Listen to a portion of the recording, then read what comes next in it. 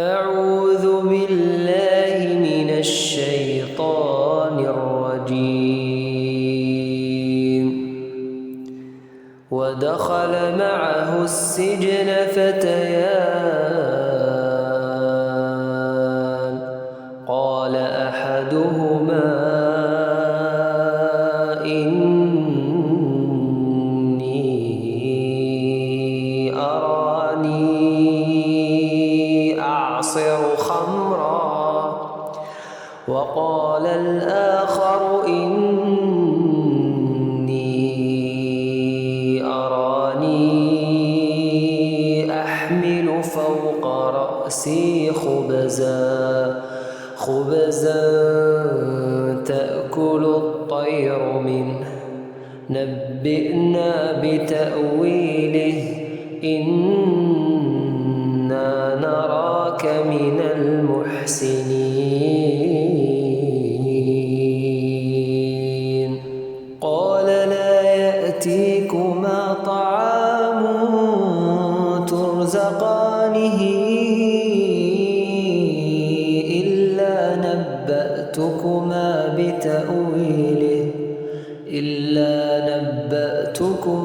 بتأويله قبل أن يأتيكما ذلكما مما علمني ربي إني تركت ملة قوم لا يؤمنون بالله وهم بالآخرة هم كافرون واتبعت ملة آبائي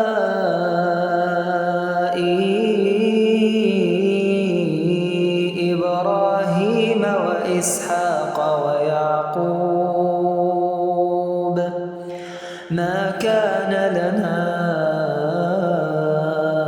أن نشرك بالله من شيء ذلك من فضل الله علينا وعلى الناس ولكن أكثر الناس لا يشكرون.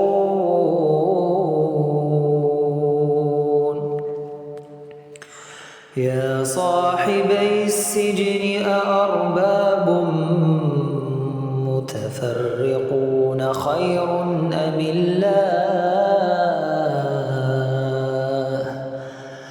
أم الله الواحد القهار ما تعبدون من دونه إلا أسماء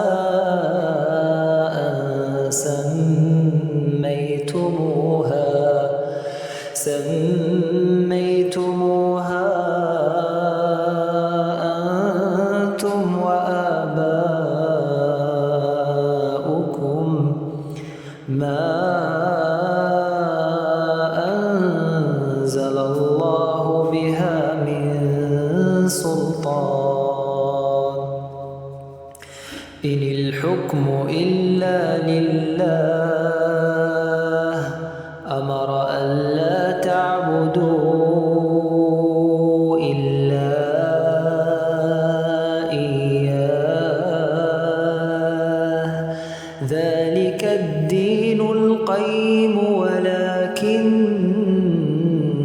أكثر الناس لا يعلمون. يا صاحبي السجن أما أحدكما فيسقي ربه خمرا وأما الآخر فيصلب فتأكل الطير من رأسه قضي الأمر الذي فيه تستفتيان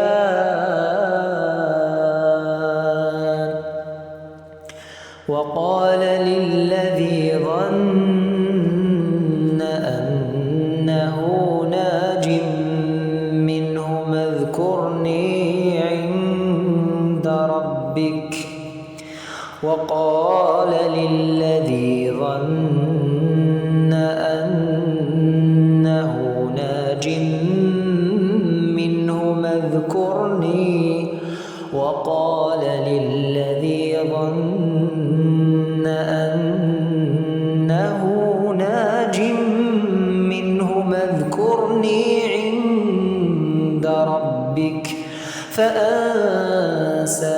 الشيطان ذكر ربه فلبث في السجن 10 سنين.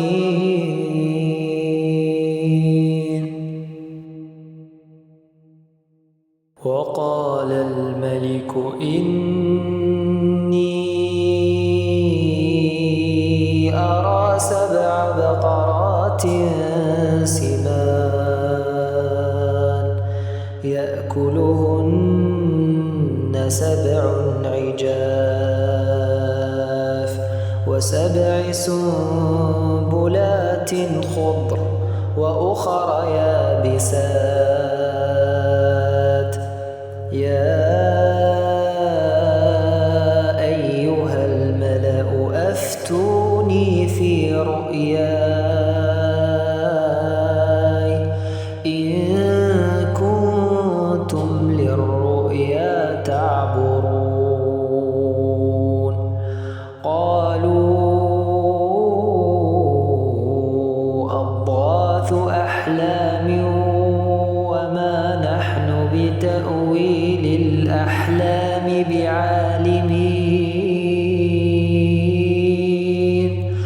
وقال الذي نجا منهما وادكر بعد أمة أنا أنبئكم بتأويله فأرسلون. يوسف أيها الصديق أفتنا في 7 بقرات سمان يأكلهن 7 عجاف و7 سنبلات خضر وأخر يابسات لعلي أرجع إلى الناس لعلهم يعلمون. قال تزرعون 7 سنين دأبا فما حصدتم فذروه في سنبله إلا قليلا مما تأكلون. ثم يأتي من بعد ذلك 7 شداد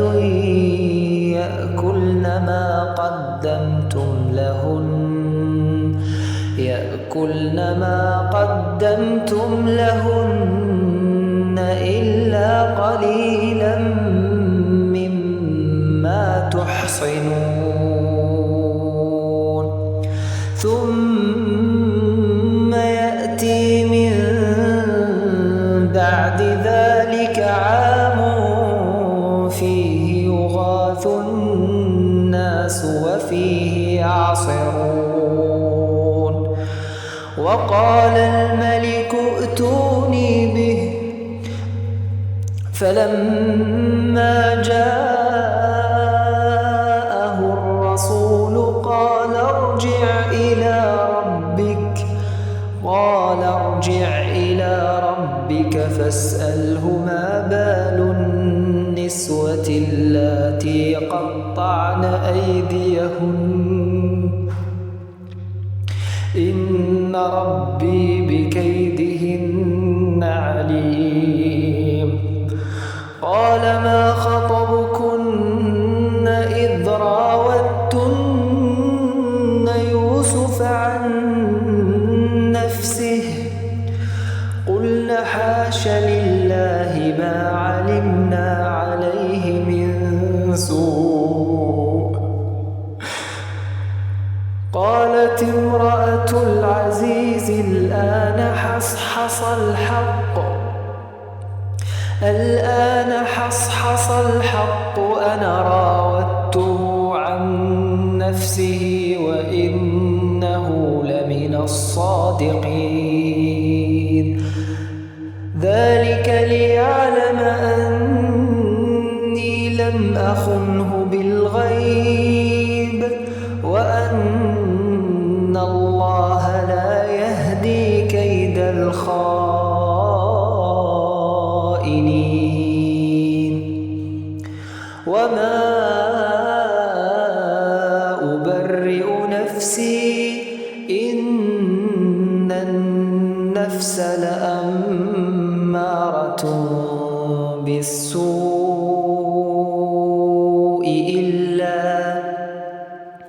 إلا ما رحم ربي إن ربي غفور رحيم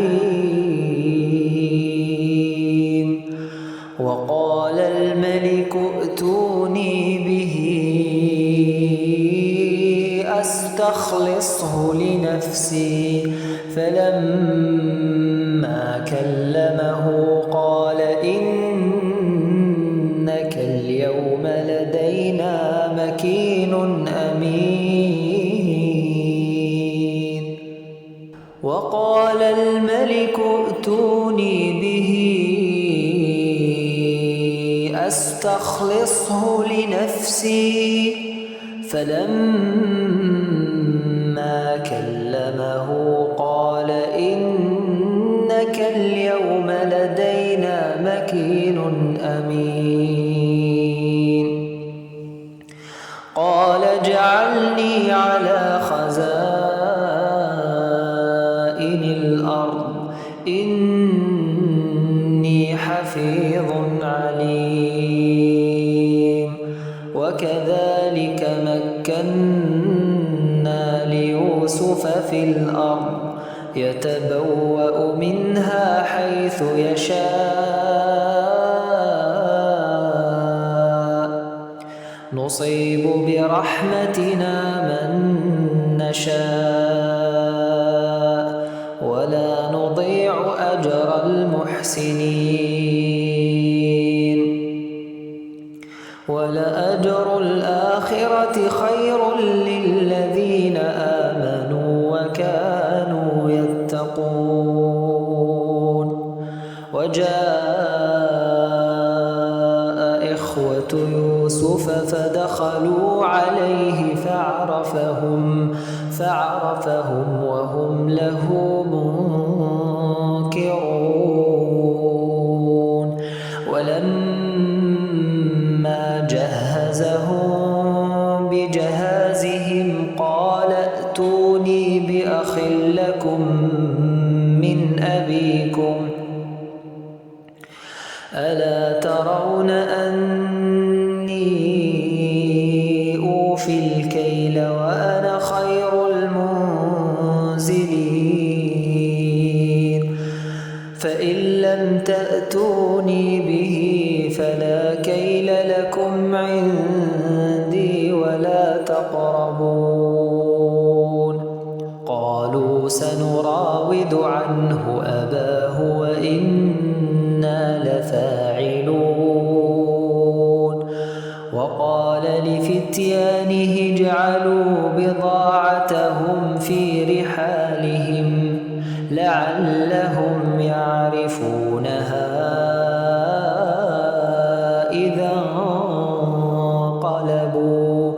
إذا انقلبوا إلى أهلهم لعلهم يرجعون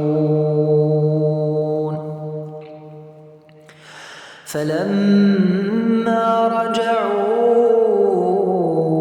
إلى أبيهم قالوا يا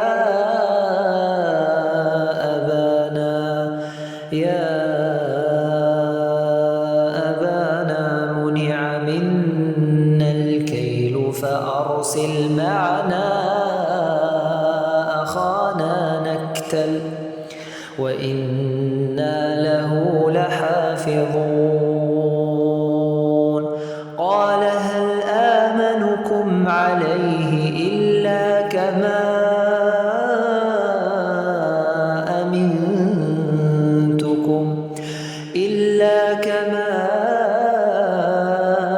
أمنتكم على أخيه من قبل فالله خير خير حافظا وهو أرحم الراحمين. ولما فتحوا متاعهم وجدوا بضاعتهم ردت إليهم قالوا يا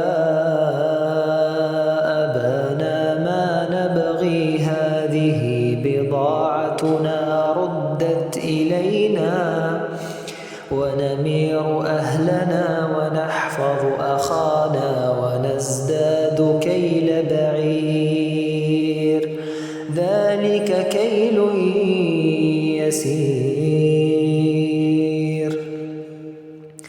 قال لن أرسله معكم حتى تؤتون موثقا من الله لتأتونني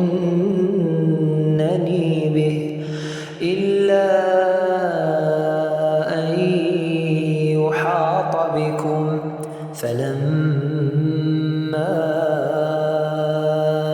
آتوه موثقهم قال الله على ما نقول وكيل.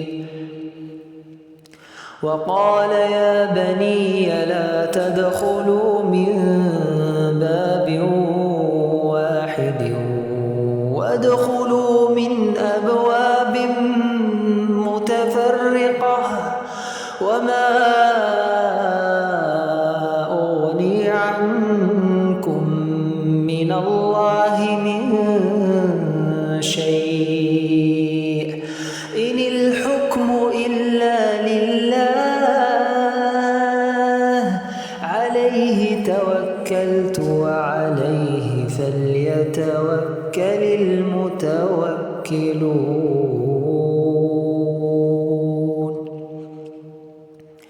ولما دخلوا من حيث أمرهم أبوهم ما كان يغني عنهم من الله من شيء إلا حاجة في نفس يعقوب قضاها وإنه لذو علم لما علمناه ولكن أكثر الناس لا يعلمون.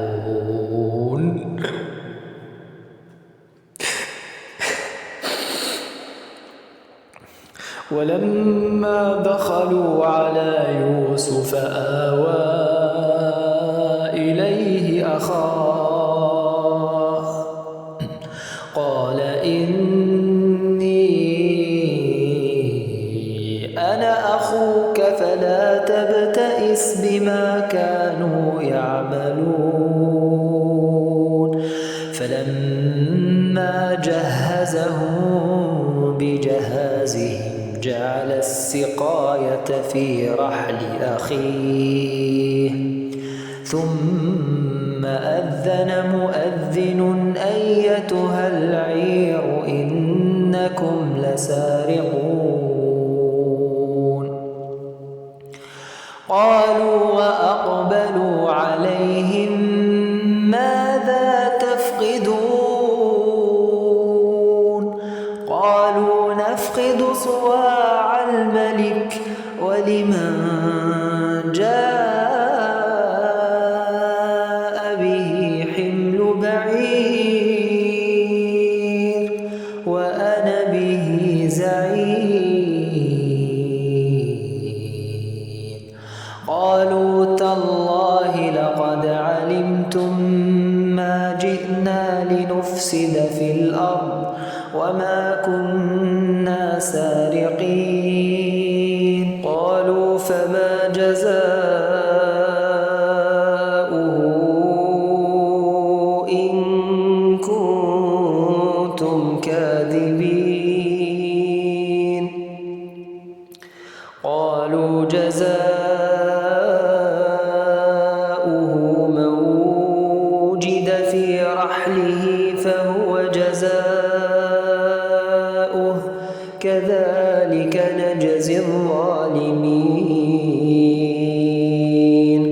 فبدأ بأوعيتهم قبل وعاء أخيه ثم استخرجها من وعاء أخيه كذلك كدنا ليوسف ما كان ليأخذ أخاه في دين الملك إلا أن يشاء الله نرفع درجات من نشاء وفوق كل ذي علم عليم. قالوا إن يسرق فقد سرق أخ له من قبل فأسرها يوسف في نفسه ولم يبدها لهم قال أنتم شر مكانا والله أعلم بما تصفون.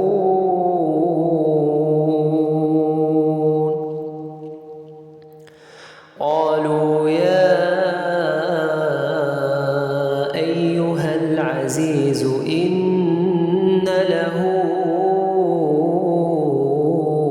أبا شيخا كبيرا فخذ أحدنا مكانه إنا نراك من المحسنين.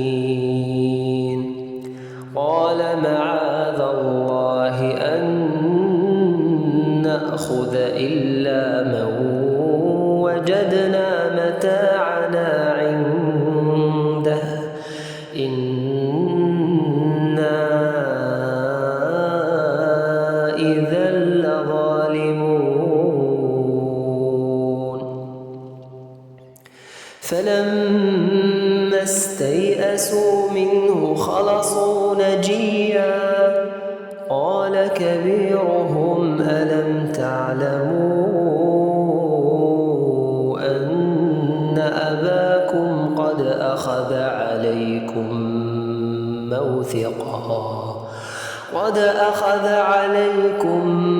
موثقا من الله ومن قبل ما فرطتم في يوسف فلن أبرح الأرض حتى يأذن لي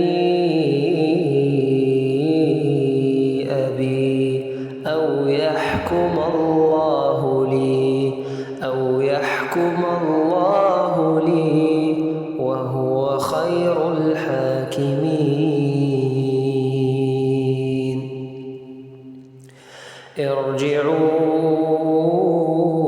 ارجعوا إلى